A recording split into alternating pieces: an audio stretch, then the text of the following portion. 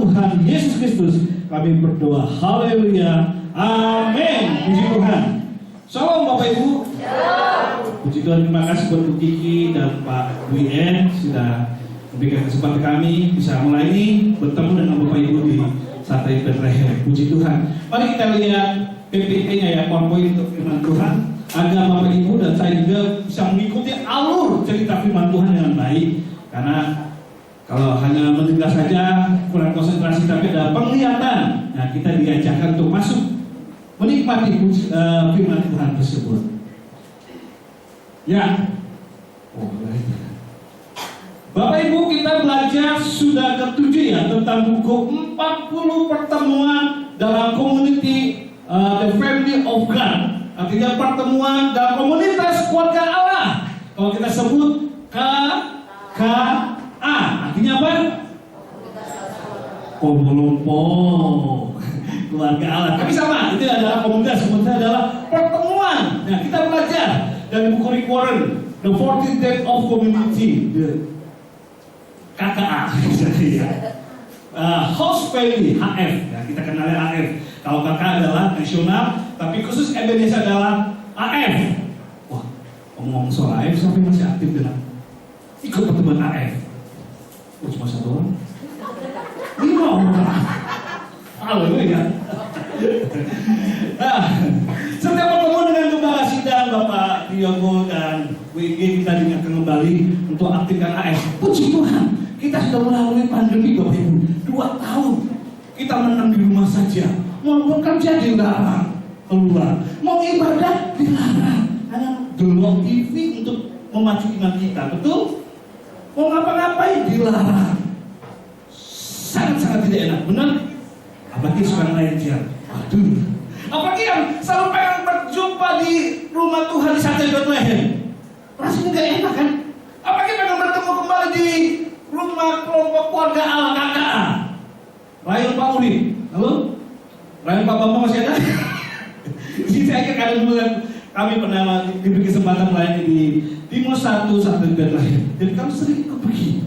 Nah, bagaimana betapa indahnya pertemuan-pertemuan rohani kita, sehingga dalam pertemuan ini walaupun kita dipisahkan jarak dan waktu, tapi ketika Tuhan izinkan kita berjumpa dalam omset, diizinkan Tuhan kembali kita menikmati pertemuan-pertemuan, bukankah itu suatu kesukaan? Amin. Siapa yang mau di rumah terus seminggu? Gak ada yang mau kan? Gak mau kerja, gak mau AF, lemah secara iman, lemah secara batinnya ya, karena kita berjumpa dengan orang-orang yang kita cintai, wow, orang-orang yang kita sukai, wow, orang-orang yang beli, benci dong, kira aja. Tapi gak apa-apa, itulah pertemuan di mana kita untuk melatih iman kita, melatih karakter kita untuk tetap bertumbuh. Amin. Katakan bersama, bertumbuh. Wih, panjang benar ya. Temanya materi ke-7. Kita disatukan untuk mengasihi keluarga Allah, saling mengasihi sampai kekekalan. Bersama-sama ya. Saling mengasihi, 1, 2, 3. Saling mengasihi sampai kekekalan. Sekali lagi, saling mengasihi sampai kekekalan. Tengok di kanannya. Aku mengasihi juga sampai aku ke surga. Sampai dipanggil Tuhan. Cuma lihat materi, bilang enggak. Kamu ngasih aku sampai aku panggil Tuhan enggak? Kamu ngasih sampai aku mau damai. Sampai aku panggil Tuhan, sampai aku mati. Kamu tak ngasih aku enggak? Di sini kita belajar berat memang. Tapi ya mau tidak mau, suka tidak suka, kalau bersama Tuhan pasti Tuhan akan mampu. Nah, lihat, di surga kita akan menikmati keluarga Allah selamanya. Wow, bukan di bumi ya. Di surga kita menikmati selamanya. Tetapi terlebih dahulu kita memiliki tanggung jawab di bumi. Sebelum kita menikmatinya, kita praktik di bumi ini. Untuk apa? Mempersiapkan diri dengan melakukan tindakan mengasihi sesama. Oh, kuncinya untuk kita bertemu selalu bersama keluarga kita, keluarga KKA, kuncinya adalah mengasihi. Kata bersama, mengasihi. Coba lihat ke kanannya. Sarangnya. Sarangnya. Tresno. Pulau Tresno sampai ya. cinta. C-I-N-T. Ingat bahwa cinta, atau kasih bersifat kekal, artinya berlangsung selamanya. Wah, coba lihat, kasih tahu, forever, love forever, cinta selamanya. Nah, dan kita baca Korintus 13 ayat 13. Kita langsung lihat aja di ini ya, karena waktu. Kita lihat di PPT ya. HP sucinya, Alkitab sucinya ya boleh mau lihat situ, tapi kalau mau sama-sama di sini saja di PPT suci. Ya PowerPoint suci. Korintus 13 ayat 13 kita baca bersama. Sudah 1, 2, 3. Demikianlah tinggal ketiga hal ini, yaitu pengharapan, kasih, dan yang paling besar di antaranya adalah kasih. Haleluya. Kasih. Ada kasih dari kita semua? Lanjut. Ya, tindakan kasih apa yang dikasih di tindakan lalu tindakan kasih apa yang harus kita lakukan di bumi ini? Kasih itu ada 4 ya Bapak Ibu ya. Kalau dalam pelajaran kita, Bapak Ibu tahu belum ada 4? Atau ada CGY? Ada 4 ternyata, orang tanya cuma cinta, C-I-N-T, udah cukup, bangga. Ketika kita mengenal Yesus Kristus, ada pelajaran-pelajaran kasih yang semuanya terdapat. Ya, cinta itu apa saja? Yaitu yang pertama, eros, emosi, nafsu. Storge, kasih persaudaraan. Phileo, kasih persahabatan. Agape, kasih tanpa balas. Dan yang terbesar katanya kasih adalah agape, kasih tanpa balas. Coba belok sebagai kanannya. Kasihnya kasih apa nih? Eros, storge, phileo, agape. Coba lihat kiri kanannya. Saya lihat aja. Kamu terus aku terus kasih apa nih? Terus agape atau eros? Waduh, ini bahaya nih erosnya. Nafsu. Nafsunya bagus, tapi kalau nafsu yang berlebihan, over dan tidak pada tempatnya, itu adalah salah dan dosa. Nah, di sini kita diajar tentang kasih agape, kasih Allah, kasih tanpa orientasi, no limit. Waduh, kasihnya no limit. Lalu apa yang kita lakukan selama di bumi ini supaya kasih kita belajar kasih? Di surga kita bisa saling mengasihi, karena di surga nggak ada orang yang bisa hidup tanpa kasih. Nah, kalau mau kita berada di surga yang ribuan tahun, miliaran tahun, itu harus ada karakter kasih. Kalau adanya bencana, iri hati, marah, dengki, waduh, itu nggak ada di surga. Pastikan tidak ada di surga. Bertanya, pastikan kamu punya kasih ya, supaya kita ada di surga. Amin. Ya, kasih apa yang pertama? Kasih agape ini. Apa yang kita lakukan dengan kasih agape? Yaitu kasih yang tidak mementingkan sendiri. Kasih yang tidak mementingkan sendiri. Oh ya, diri sendiri. Karena kasih di surga nanti, kasih tidak ada dalam kehidupan manusia kedagingan. Seperti saya bilang tadi, kasih yang tidak mementingkan diri sendiri adalah kasih yang agape. Nah, dan di surga tidak ada kasih. Kalau orang yang bisa hidup tanpa kasih. Jadi kalau manusia yang penuh dengan kedagingan, apa saja itu? Nanti kita tahu ya, buah yang manusia kedagingan apa saja? Buah-buah kedagingan, amarah, iri, dengki, benci, dan kawan-kawannya. Sedangkan kasih, 9 buah roh apa? Kemurahan, lemah lembut, kesetiaan, dan penguasaan diri. Nah, kasih, dalam kasih yang 9 buah roh kita pelajari, ternyata kasih tidak ada kehidupan manusia kedagingan. Bertentangan antara kasih dengan manusia kedagingan. Dan kasih tidak ada dalam manusia kedagingan yang penuh nafsu dan lain-lain, tidak ada. Karena kita tahu apa itu ciri-ciri manusia kedagingan tersebut. Kenapa kasih tidak bisa berada dalam manusia kedagingan? Karena ciri-ciri orang yang memiliki kehidupan manusia kedagingan adalah hidup yang dipenuhi hawa nafsu, hidup yang dipenuhi keserakahan, hidup dengan sikap memenuhi kebutuhan ego. Ciri-ciri manusia kedagingan, berarti manusia yang tidak punya kasih adalah hidup yang dipenuhi hawa nafsu dunia, hidup yang dipenuhi keserakahan, hidup dengan sikap Oh, belum tetap. Jadi tepatkan ya. Hidup dengan sikap memenuhi kebutuhan ego. Siapa yang masih memiliki ini? Manusia kedagingan. Lebih tidak sama manusia kasih ya. Ada masih? Coba tanya dong. Manusia kedagingan itu apa? Di antara tiga ini yang masih bergumul, maksud saya gitu. Maksud perlu pelepasan, Pak Bosa, betul saja perlu pelepasan. Kita berkumpul untuk menuju kasih agape. Akui, iya Pak, saya suka hidup saya masih disukai nafsu dunia. Wah, apa tuh nafsu dunia? Mencintai dunia. Gak gereja sehari gak apa-apa. Ya jangan sampai saya tidak pergi ngelain cewek. Enggak gereja sehari orang popo. Yang penting kalau ada pesta saya datang. Waduh, ada makan enak. Itu kadang-kadang memikirkan hal-hal duniawi. Nggak apa-apa pas kita masih minggu depan, nggak ada saudara saya datang. Banyak alasan untuk kita menghindari tidak mau ke gereja. Hidup dengan penuh keserakahan. Sudah punya satu rumah, pengen dua kan. Punya dua rumah, pengen 3 dan 4. Punya motor satu, pengen 2 dan 3. Punya mobil satu, pengen 10 mobil.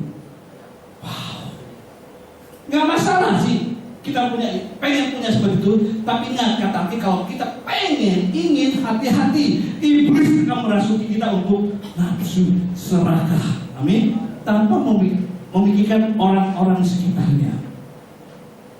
Kalau kita pengen punya satu dan pengen tambah lagi, tapi dengan memiliki tujuan untuk memberkati orang lain, untuk menjadi kesaksian, orang pokok saya rasa Tuhan, saya punya mobil cuma satu, tapi saya pengen mobil 2 atau 3 Tuhan, supaya saya pakai itu gereja menjemput jemaat-jemaat yang gak usah perlu transportasi. Wow, itu bagus. Amin. Punya mobil satu pengen minta 2, karena 2-nya dipersembahkan untuk pekerjaan Tuhan. Saya rasa bagus. Tapi hati-hati. Ya kan saya tahu kalau punya 1, punya 2, pengen 3, lupa yang lain. Janji tinggal janji biasanya sama Tuhan. Apalagi janji sama manusia. Sama Tuhan dia tinggal janji dan janji.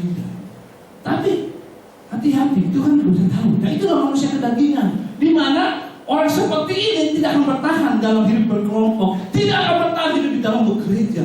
Kenapa? Memiliki kedagingan, keserakahan, hawa nafsu, dan hidup dengan sikap memenuhi kebutuhan ego. Tidak salah Tuhan izinkan kita diberkati dengan apa yang kita miliki. Tetapi ingat, kita harus batasi bahwa kita harus ada kasih. Karena dengan ada kasih, kita pasti akan mau bertemu satu dengan lain. Untuk apa? Memuliakan Tuhan. Untuk apa? Hidup saling berbagi satu dengan lain. Harus cuma satu orang. Berat ya Pak? Memang berat. Tapi inilah, mau kita mau suka atau tidak suka, kita belajar firman Tuhan dan melakukannya. Amin. Kalau dengan kemampuan kita, pikiran kita memang berat, tapi kalau kita belajar mau mencoba dengan Tuhan tolonglah saya, pasti Tuhan akan memberikan kemampuan. Amin. Karena itu asal kita mau diajar firman Tuhan, jangan melarang, jangan melupakan firman Tuhan. Kita harus belajar mengasihi. Contohnya, kalau dulu saya pernah melayani di AFM ya. Hari ini saya melayani dulu di Pak Uri. Minggu depan saya mau melayani di Pak Bambang dulu ya. Kami masih di tempat sini. Lalu katakan, gak usah Pak, di tempat kami saja, kami senang. Lalu bagaimana yang lain? Nah ya, kan kita harus tidak boleh egois. Ada orang yang kita sukai, tapi bukan hanya kita, banyak ada orang lain juga menyukai seseorang. Untuk apa? Untuk membimbing, untuk hal lain ya. Kita harus. Bisa saya ada berada di KK sini dan saya harus berada di sini. Contoh kayak Pak Dudila, kalau mau mandu AM atau mau berjumpa dengan kelompok KKA-nya, AM kita, kelompok 1, AM 1, orang kedua harus berbagi supaya semua saling memiliki. Amin. Bu Kiki juga mau kunjungan satu dengan yang lain. Pak, Bu, saya saja dikunjungi, yang lain jangan Pak. Waduh, saya perlu perhatian. Wah, semua pengen diperhatikan, amin. Tapi belajar kita ingat ada orang lain juga yang membutuhkan seseorang untuk dikuatkan imannya. Dan kita belajar bertumbuh. Bertumbuhnya apa? Belajar mandiri, belajar mentaati firman Tuhan. Dengan Roh Kudus, tolonglah saya, pimpin saya. Maka kita akan bertumbuh untuk memiliki kasih. Karena dengan kasih kita tidak memikirkan diri kita sendiri. Amin. Kita belajar membagi. Kita bersama membagi, tidak egois. Haleluya. Ya, itu yang pertama. Yang kedua, lanjut. Next.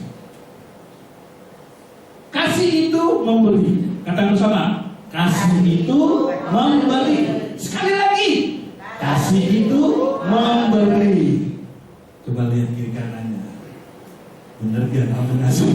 Suka memberi aku gak? Enggak. Haleluya.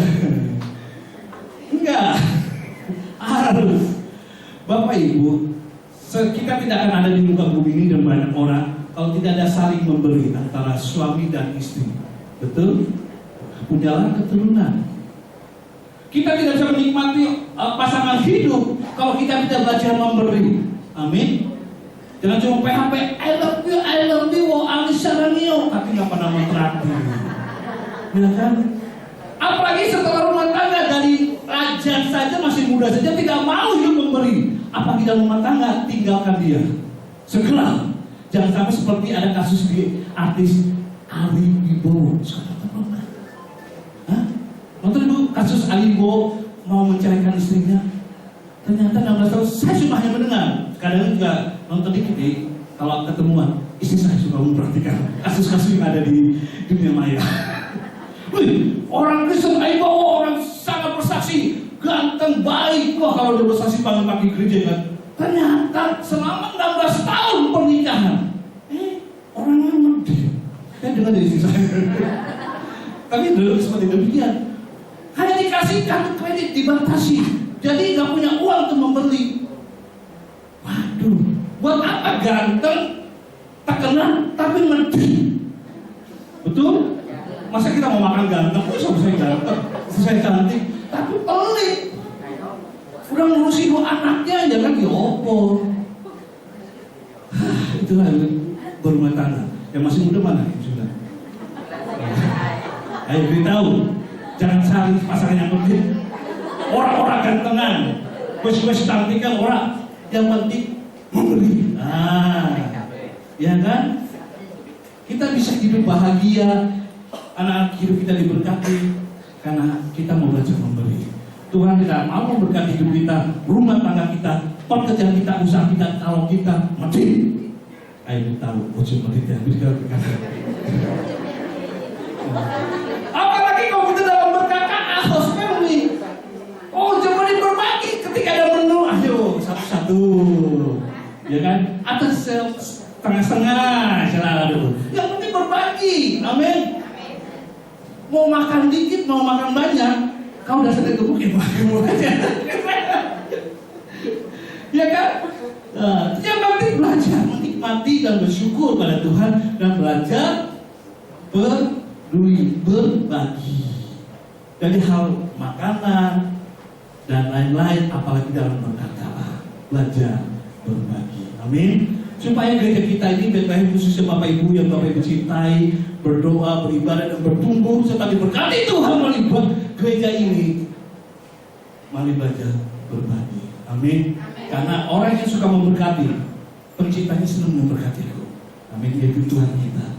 Kalau Tuhan nggak mau berbagi, nggak mau berkorban, hidupnya kita tidak akan hidup bertumbuh. Kita tidak akan hidup dalam berkelimpahan. Ingat, Tuhan iblis datang untuk menghancurkan dan membinasakan semua orang percaya. Tetapi Yesus datang untuk memberi hidupnya berkelimpahan. Kenapa? Yesus karakternya adalah memberi. Amin. Karakternya kasih. Apa saja sih? Anda bisa memberi tanpa mengasihi. Jadi kata di Warren, semua kita belajar di buku Warren ya. Seorang gembala besar yang jemaatnya 20.000 sekali kebaktian. Dan dia selalu diminta para presiden untuk mendoakannya kalau ada pelantikan presiden di Amerika Serikat. Ini gereja gembala sendiri Rick Warren yang sedang kita pelajari bukunya ini. Dia berkata gini, Anda bisa memberi memberi tanpa mengasihi, tetapi Anda tidak mungkin mengasihi tanpa memberi. Diawali dengan kasih. Karena kalau cuma memberi doang ada feedback timbal balik. Tapi kalau kita mengasihi pasti memberi.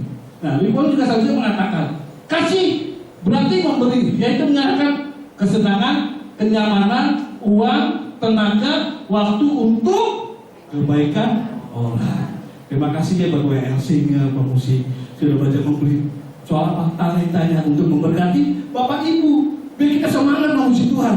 Betul? Coba kalau nggak ada memimpin pujian WLC dengan musik, bisa beribadah aja. Nggak ada mengiringi kita memuji Tuhan. Nggak ada orang yang mau memotivasi kita untuk menyembah Tuhan. Betul? Kita bersyukur mereka punya waktu, mereka punya talenta, mereka berikan untuk Tuhan karena mereka mengasihi kita supaya kita waktu beribadah semangat, sukacita. Amin. Ayo tepuk tangan untuk para itu. Karena mereka mengasihi diri kita supaya kita semangat dalam beribadah, ada sukacita. Amin. Kesenangan itu uang, tenaga dan waktu. Semua ini kalau kita mempraktekannya pasti dengan pertolongan Tuhan kita bisa. Masa kita praktekannya. Ini baru pelajaran ke-7. 40 pelajaran kita pelajari tentang kasih. Yang terpenting praktek. Amin. Teorinya bisa dikembangkan kemana-mana. Tapi kalau kita nggak mempraktekkan, itu sangat berbahaya. Berbahaya apa? Diri kita sendiri tidak akan diberkati. Keturunan kita tidak akan diberkati. Karena kita hidup berdasarkan ada orang yang mau memberi. Amin. Coba tengok kiri kanannya. Kamu hidup ada yang memberi, bro. Senggol dong. Kamu urip sampai saat ini ada yang memberi, bro. Kita nggak bisa urip, ya kan? Kalau nggak ada orang yang punya kasih, orang tua, pasangan, pemimpin gereja, para pelayan Tuhan, teman-teman hospedi, kakak kita, bahkan pemimpin negara kita. Kalau mereka nggak memberi keadilan, kenyamanan, kesejahteraan seperti Bapak Presiden dulu, nggak mungkin kita bisa menikmati Indonesia, di mana kita bisa bekerja, berkarya, bekerja dengan sampai ini dengan baik. Amin. Kayaknya Tuhan tolong kita. Saya akan mengalami sebuah kesaksian di mana istri saya bersaksi bercerita pada saya. Bapak itu mau mendengarkannya secara live atau saya sendiri yang cerita? Karena kesaksiannya kesaksian istri saya. Bukan tentang istri saya. Ada orang bercerita tentang kebaikan yang dilakukan Ibu Devi. Dia cerita ke saya, bagus. Saya mau mendengarkannya. Bapak Ibu mau mendengarkannya? Mau? Coba katakan yang mendengarkan cerita ini. Ibu Devi. Langsung orang yang bercerita ya.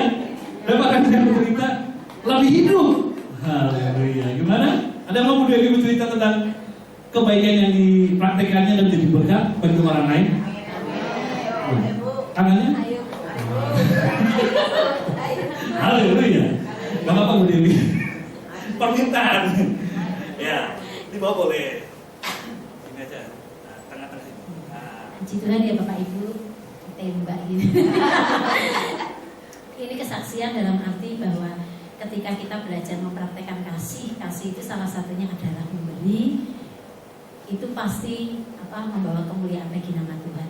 Beberapa hari Kamis 2 minggu yang lalu saya mengantarkan anak saya ke gereja karena dia ada training WL dan singer di pusat. Acaranya jam 7, biasanya sampai jam 9. Jadi saya antarkan anak saya, kemudian sambil ngantar itu karena saya pikir nunggunya bisa 1,5 sampai 2 jam, saya sambil dari rumah itu sengaja bawa buku, bawa bahan untuk saya mempersiapkan beberapa jadwal pelayanan. Kemudian selesai saya mengerjakan itu, saya itu lihat di situ ada beberapa ibu juga yang menunggu anaknya gitu ya, ikuti training itu.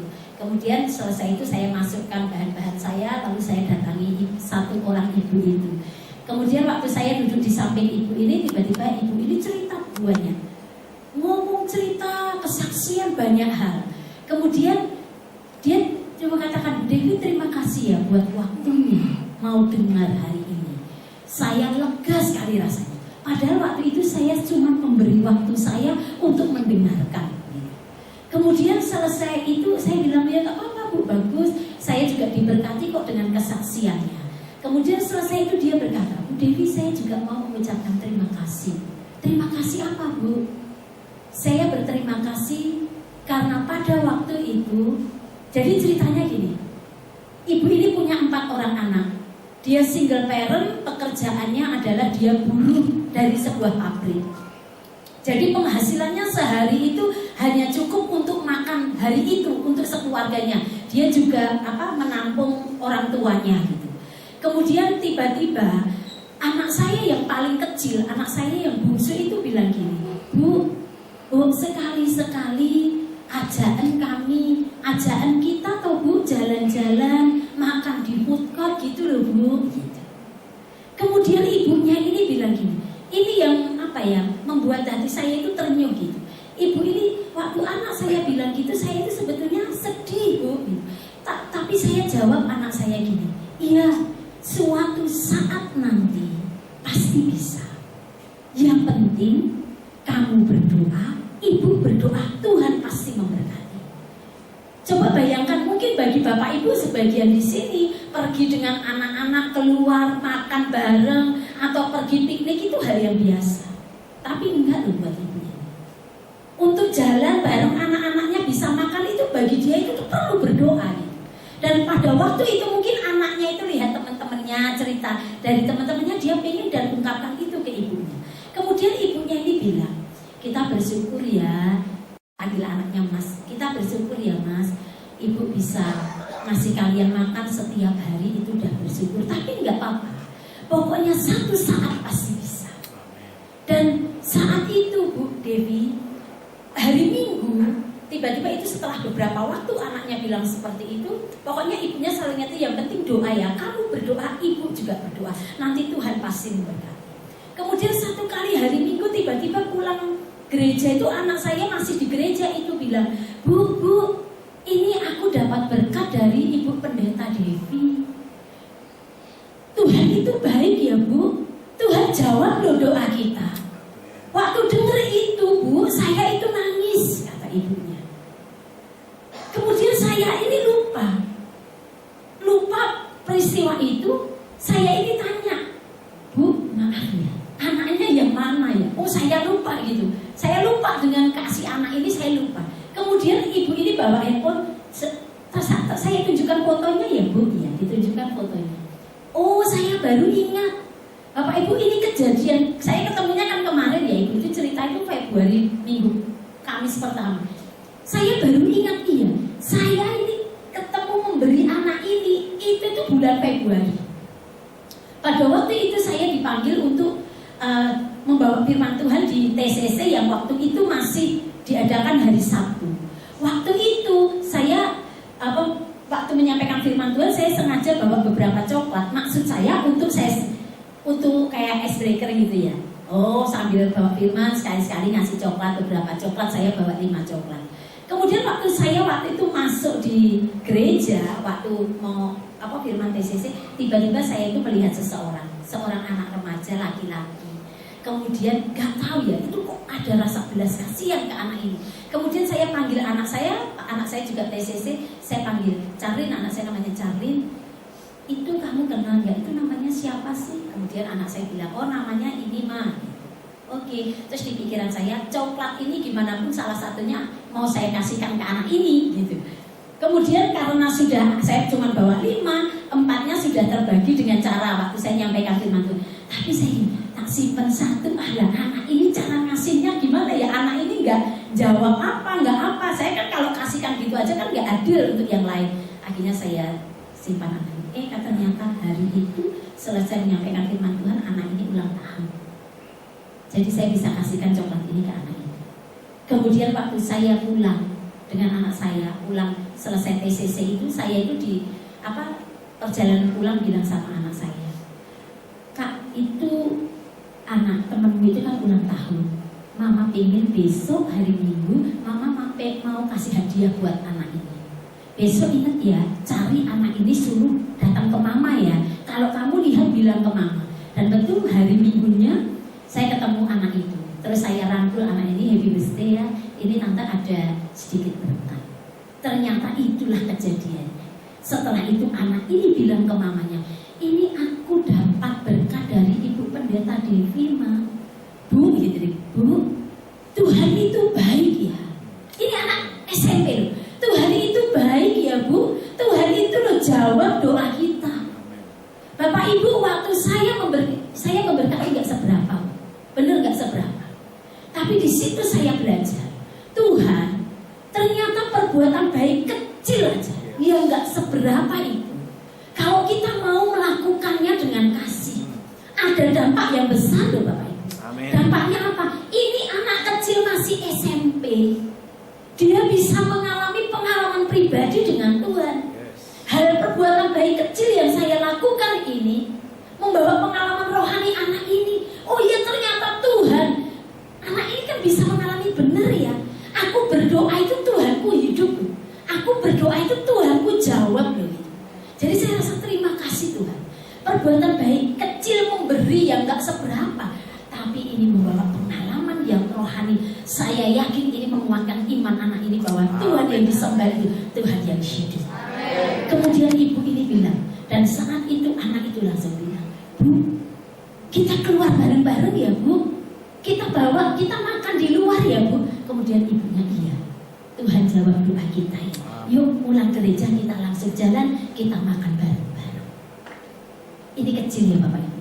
Bukan masalah berapanya kita memberkati, bukan masalah kita memberi waktu, memberi uang atau apa. Tapi ketika kita memberi sesuatu sebagai bentuk kasih kita kepada orang lain, dampaknya itu, wah gitu. Saya bersyukur aja ya. Jadi Bapak Ibu, memberi itu bisa dalam bentuk yang lain ya, bukan selalu dalam bentuk uang. Tadi dibilang waktu, tenaga, talenta. Ketika kita memberi itu dengan hati yang dipenuhi kasih agape dari Tuhan, pasti dampaknya luar biasa untuk kebaikan orang lain. Haleluya. Next selanjutnya, tadi musik dulu. Kita baca bersama ya. Ini dari ribuan bukunya The Purpose, The Field of Life, gaya hidup surgawi. Nah, kita baca bersama ya. 1, 2, 3. Jangan hanya memikirkan keselamatan kekal untuk diri sendiri. Orang lain juga memerlukannya. Bagikan kasih Tuhan kepada sesama. Mari kita berdoa. Haleluya. Aku masih punya Tuhan.